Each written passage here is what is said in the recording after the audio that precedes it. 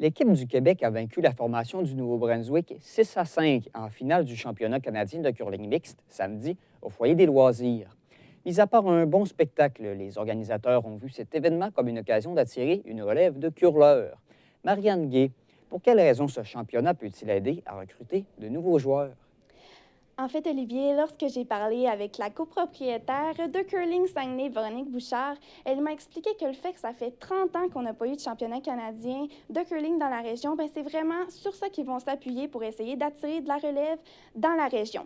Donc, premièrement, ils ont essayé d'apporter des spectacles. Donc, à la zone de spectacle qui est aménagée au foyer des loisirs à chaque jour, il y avait un événement qui était présenté. De plus, pour essayer d'aller toucher les plus jeunes, ils ont approché les écoles avoisinantes et à chaque jour, il y avait environ 200 jeunes qui étaient présents pour assister aux parties du matin pour un peu voir comment ça fonctionne, le curling.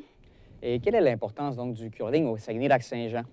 Au Saguenay-Lac-Saint-Jean, le curling est une force. En fait, lorsqu'on regarde le ratio club par habitant, le Saguenay-Lac-Saint-Jean est au sommet de ce ratio-là avec l'Abitibi. Donc, c'est vraiment une force. Et il y a plusieurs curleurs du Saguenay-Lac-Saint-Jean qui se sont démarqués dans la scène québécoise et nationale.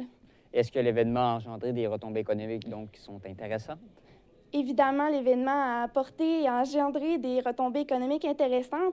Lors de la cérémonie d'ouverture le 3 novembre dernier, j'ai parlé avec le député provincial de Jonquière du Parti québécois, Sylvain Gaudreault. Il m'a mentionné que le fait qu'il y ait beaucoup de personnes de présentes, bien, c'est ce qui faisait que ça engendrait des belles retombées économiques.